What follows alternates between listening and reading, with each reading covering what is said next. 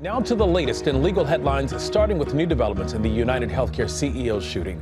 Accused shooter Luigi Mangione waiving extradition and expected to appear at an arraignment hearing here in New York this afternoon. A Manhattan grand jury also upgrading charges against the 26-year-old who's accused of shooting Brian Thompson on December 4th to include first-degree murder in connection with terrorism.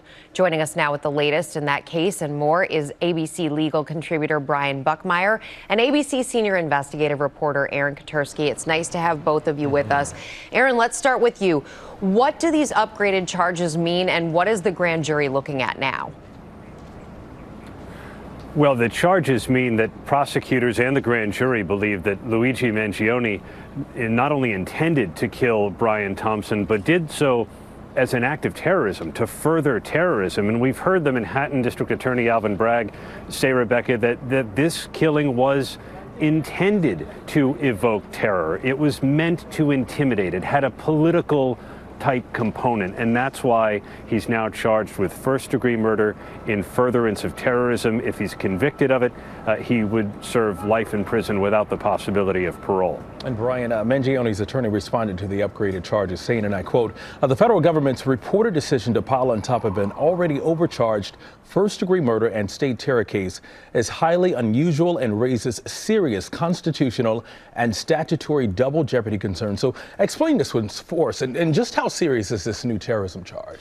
With that statement, I can agree with the defense attorney and disagree with some. We've seen cases where someone is prosecuted for both state and federal charges. That doesn't affect double jeopardy. But I do have some reservation with the terrorism aspect of it, because terrorism isn't just terrorizing a population. Shooting someone in the middle of the day can terrorize people. Robbing someone can terrorize people.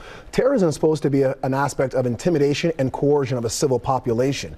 Simply having someone write down notes in a book and then go and kill someone, it doesn't intimidate or coerce other people. If he had went out and said, I am doing this because I want CEOs or other people to change their actions, and then he committed a murder, that would be terrorism. But his personal notes, I don't think rise to that level. Well, we'll see. This certainly isn't the last we've heard on that.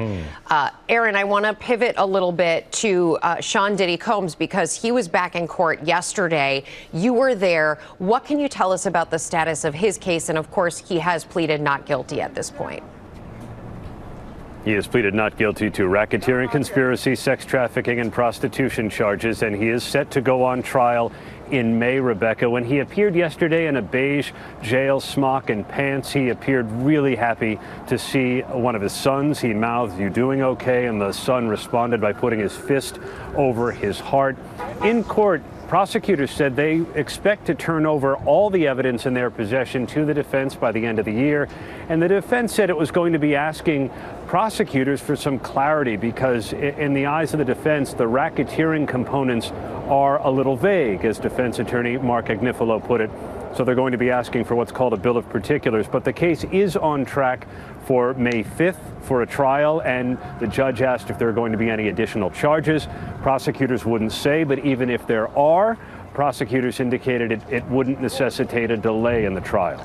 And Brian, let's talk about another case involving Diddy and also Jay-Z, both accused of sexually assaulting a 13-year-old girl back in 2000. Both have denied those claims. So Jay-Z was in court yesterday, actually, his attorneys were in court, filing for him to be extracted from that case. So just how possible is that, and why would he want to do that? So extraction from a case, another way of saying, is to have the case dismissed as it pertains to him. They're saying the case can continue on with Sean Combs and the other named defendants, but Jay-Z is trying to separate and dismiss his case alone. We've seen in the past, I think we actually talked about this a few days ago, the timeline that had been produced by Jay-Z's defense attorneys, along with the details of the witnesses and everything they say that don't match up in terms of the consistencies of these allegations. And so I think what we're seeing is the legal play now of saying, here are the incompatible or the inconsistent aspects of your lawsuit, and why Jay-Z specifically should be removed and the case be dismissed. Brian Buckmire and Aaron Katersky, thank you very much. We appreciate it. Thank you, guys. Also, this programming note, you want to tune in tonight to a very special edition of 2020